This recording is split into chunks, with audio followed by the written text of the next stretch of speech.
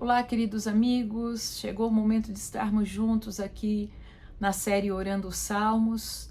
Estamos fazendo uma jornada linda pelo Salmo 139 e hoje nós vamos prosseguir, agradecendo a Deus por mais uma vez estarmos aqui, estarmos juntos e podermos dar seguimento. Esse é um tempo muito interessante, onde nós aproveitamos para aprender juntos um pouco mais da Palavra de Deus, né? De repente você tem o hábito aí de ler a Bíblia anualmente, a Bíblia toda. Tem gente que consegue em menos de um ano, né? Tem também aquelas pessoas que dizem assim, eu não consigo ler a Bíblia. Então, esse é um momento muito útil para todos. Para quem lê, além do livro que você está estudando agora, da Bíblia, você também está estudando os Salmos. E quando passar por aí, vai rever novamente. Se já estudou, já passou, pastor, já avancei, já estou adiante. Vai rever. E você que tem dificuldade, é uma excelente oportunidade para você começar a desenvolver um relacionamento de intimidade com a palavra de Deus. Estou procurando deixar aí praticamente todos os dias vídeos aqui, né, com episódios aí organizados. Cada episódio você tem uma quantidade de estudo de um determinado salmo, né? Assim, todo dia você pode tirar esse tempinho, todo dia você pode refletir comigo aqui na palavra de Deus, ter um momento de oração e já ir se disciplinando para fazer isso, para você criar essa rotina maravilhosa na sua vida, que é um tempo com Deus. Além disso, quando nós abrimos aqui o vídeo, a gente sempre faz o convite. Hoje eu repito para você, convida quem está pertinho de você, as pessoas que estão à sua volta, para refletirmos rapidamente aqui e daqui a pouquinho fecharmos com uma oração. Então, nada melhor do que você ter pessoas aí ao seu lado para participar desse momento. Pastor, estou sozinho, tem ninguém aqui, estou sozinha, também não tem problema, tá sozinho não. O Espírito Santo de Deus está aí contigo. Amém? Então, nós vamos aqui continuar a nossa reflexão até o episódio 2, que você vai encontrar aí no canal, se você perdeu, procure. Até o episódio 2, nós chegamos ao versículo 10 do Salmo 139. E hoje nós vamos observar aqui mais alguns versículos, o 11 e o 12. Vamos seguir com o 11 e o 12. O 11 vai dizer assim, se eu disser, certamente as trevas me encobrirão, até a noite será luz sobre mim. Sim, as trevas não se escondem de ti, mas a noite brilha como o dia. As trevas e a luz, ambas são a mesma coisa para ti. Lembra que nós iniciamos esse salmo dizendo que o salmista exalta aqui a onipresença e a onisciência de Deus? Pois é, e ele continua discorrendo. Davi, né? Um rei guerreiro, um homem que enfrentou muitas perseguições. Aqui no verso 11, quando ele fala sobre as trevas encobri-lo, ele está dizendo da ação dos malfeitores.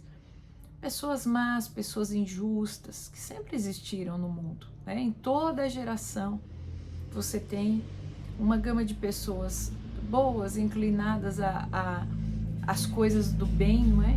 Assim fica melhor a colocação, né? Porque toda e qualquer bondade em nós vem de Deus.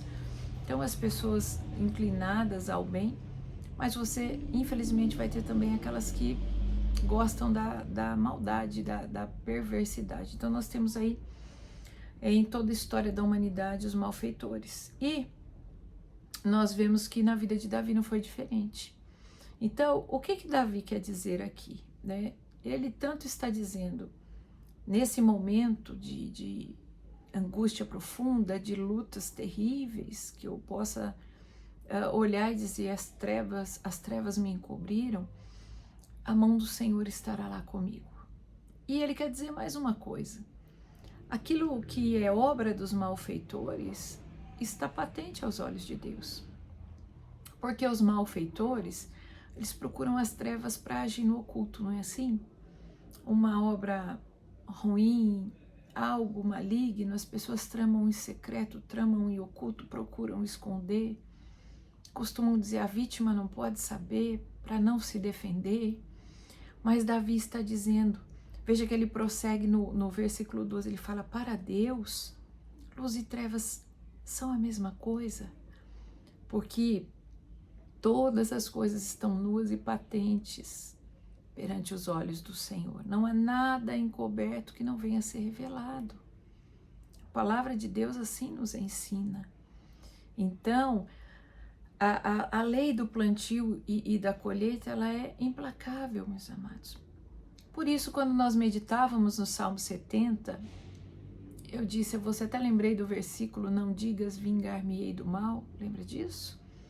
Ai, se você não assistiu, se você diz: pastor, eu não vi, tá tudo aí no canal. Basta você buscar os episódios, você vai encontrar. Mas lembro-me de que comentei isso com você.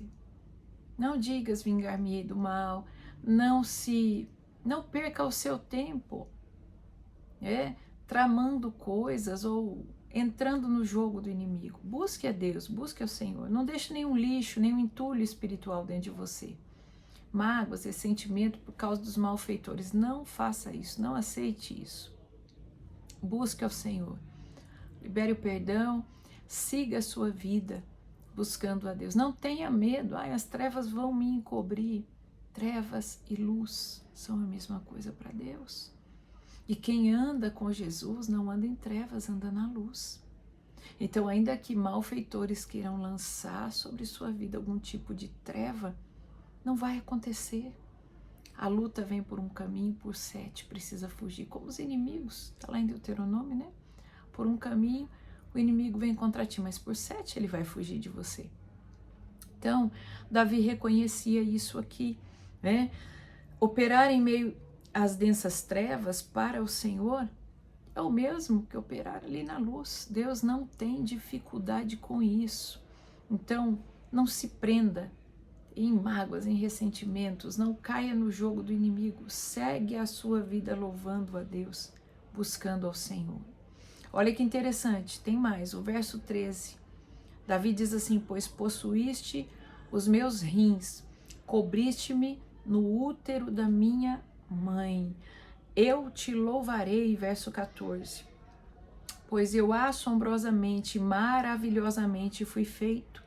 Maravilhosas são as tuas obras, ó Deus, e isso a minha alma certamente conhece bem. O verso 13 também é muito interessante, porque aqui ele menciona os rins. E olha que interessante, talvez você saiba, e se você não sabe, vamos compartilhar essa informação. Quando a gente pensa nos rins, pensamos em um órgão ligado ali, né, a filtragem das impurezas do corpo, e está correto. Mas, queridos, aqui na Bíblia, e se você pesquisar também você vai encontrar, os rins denotam fonte de emoção e de afeto. Quando a gente fala de emoção e afeto, a gente pensa no quê? No músculo, coração, não é isso? Fala de emoção, fala de afeto, coloca a mão no coração, né? Ou mais ou menos nas regiões aí onde você imagina que está o coração. Mas na realidade, as emoções estão ligadas ao rim. Você vai perceber uma coisa: o medo, ele pode afetar a função renal, né? Pessoas podem ter problemas renais por conta de emoções. Então, de novo, eu volto a dizer para você: não guarde emoções ruins, não guarde lembranças ruins, não guarde mágoa, não guarde ressentimentos. Lança tudo isso para fora da sua vida. Pastora, eu não consigo, é difícil. Nós vamos orar aqui sobre isso, porque Deus está nos levando por esse caminho na palavra. Mas você pode continuar depois orando, dizendo: Jesus, eu não consigo, mas eu deposito tudo isso nas suas mãos, me ajuda. Peça ao Espírito Santo, me ajude a perdoar, me ajude a lançar para trás, não ficar lembrando de situações que trazem amargura, trazem tristeza, situações que às vezes aconteceram lá na sua infância, mas até hoje existe um compartimento de dor aí dentro de você por isso. Aconteceu na adolescência, aconteceu na juventude, não, aconteceu ontem, pastora, não importa. Lembra, no mundo espiritual, o tempo não é medido como o nosso tempo, aqui o Cronos. O Kairos de Deus, um fato que aconteceu lá na minha infância, não difere de um fato que aconteceu ontem. No Kairos, não. Então, a questão é você decidir perdoar, decidir jogar fora as amarguras, né? Porque perdão não é sentimento, ele é decisão. Eu vou perdoar, eu vou liberar essa pessoa. A pessoa está presa aí dentro de você, você está preso na pessoa porque fica aquela situação intrincada. Libera, né? Seja livre para crescer, para se desenvolver, para vencer, né?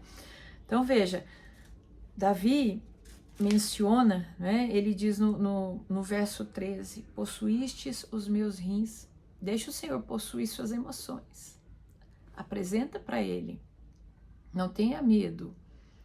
Sabe, você fala, vou deixar isso guardado, não quero que Deus veja. Olha lá o que está dizendo o Salmo, não tem o que Deus não veja. Ele vê, Ele conhece, e vou te dizer mais. O Senhor está vendo e Ele não está apontando o dedo ou condenando você. Não, Ele está estendendo a mão dizendo, quero te ajudar, filho, quero te ajudar, filha. Então libere, deixa o Senhor entrar nessa causa, deixa o Senhor te ajudar nisso. Você vai ver o quanto a sua vida vai decolar, deslanchar, tirando essa bagagem, né, do medo também. O que eu mencionei aqui? O medo é uma emoção que pode paralisar os rins. Você percebe que uma pessoa muito amedrontada, ela não tem o controle da bexiga, que está ligada aos rins, né? Então, existe um nível natural e normal de medo que precisa existir. Você não passa correndo por uma rua sem olhar, porque você tem medo que venha um carro e te fira, e é corretíssimo isso, né? Você não se atira do alto, por quê? Porque, pastor, eu tenho medo de altura, se eu me atirar eu vou cair, vou morrer.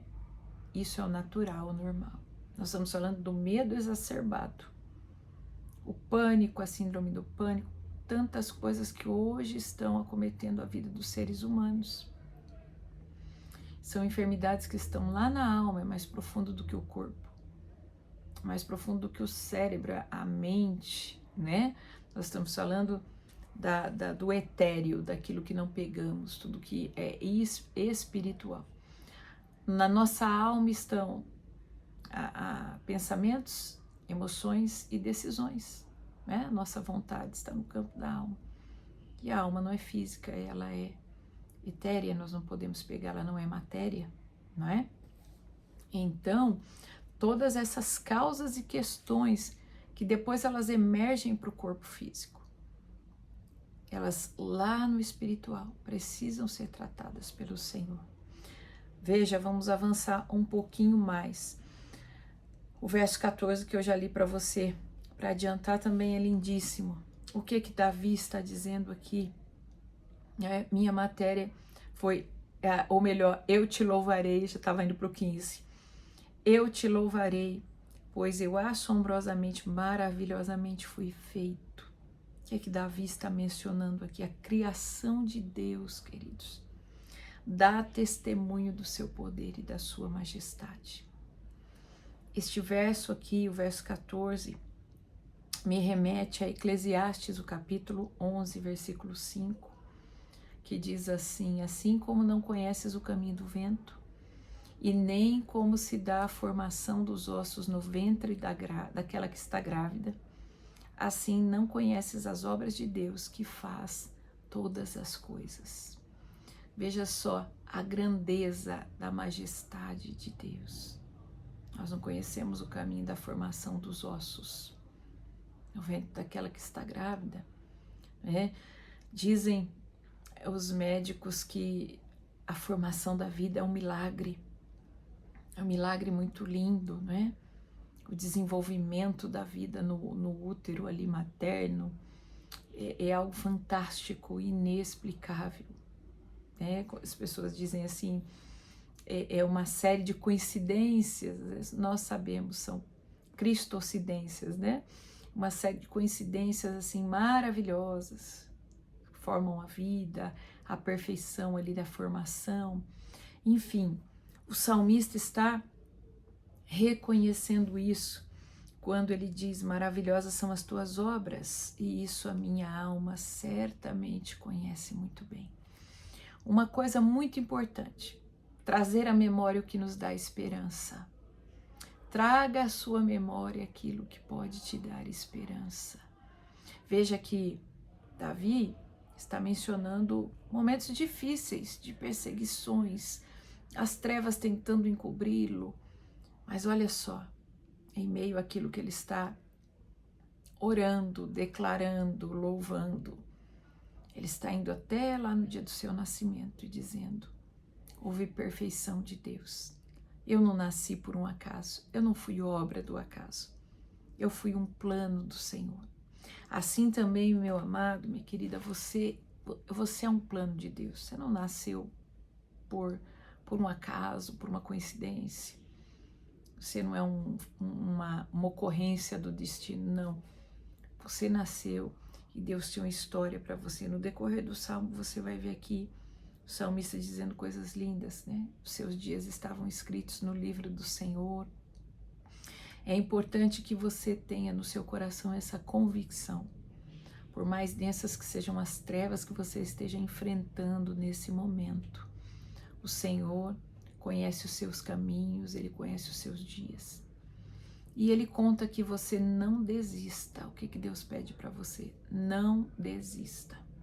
Prossiga, insista. Faça uma parceria com o Senhor. Né? Confie nele. Dispõe sua vida a Ele. Faça uma parceria de oração. Passe a orar mais. Passe a orar todos os dias. Além desse momento aqui da nossa reflexão no Salmo, tire um tempinho. Essa luta que você está atravessando, coloque como um propósito ali a sua vitória. Faça um compromisso com Deus de oração em prol da vitória sobre isso que você está atravessando. Na sua igreja, pede oração ao seu pastor. Vá aos cultos naqueles dias, principalmente de vitória sobre batalha espiritual. Você vai ver o Senhor se revelando maravilhosamente no meio de toda essa tempestade que você está enfrentando. Vamos ler somente o verso 15, tá? E a partir de amanhã a gente vai a partir do 16, só pra gente fechar, porque o 15 também é maravilhoso e tá ligado aqui, ó. Minha matéria não foi escondida de ti, quando eu fui feito em secreto e curiosamente forjado nas partes baixas da terra. Davi continua falando da soberania de Deus. Muito embora quando a gente ouve a expressão nas partes baixas da terra, nós imaginamos e relacionamos ao fato morte, né? Ou a coisas ruins. Davi usa essa expressão aqui como uma figura, né? Para mencionar o seu ocultamento no ventre materno. Né? Veja que interessante, falamos em ocultamento, a gente lembra nessa hora todas aquelas pessoas escolhidas com uma missão. Algumas pessoas até chamam de selados de Deus. Essas pessoas em algum momento elas são ocultadas, né? Você se lembra logo de Moisés quando a gente fala em bebê, criança ou alguém no ventre materno que precisa ser ocultado. Você se lembra de Moisés, eu tenho certeza. Por quê?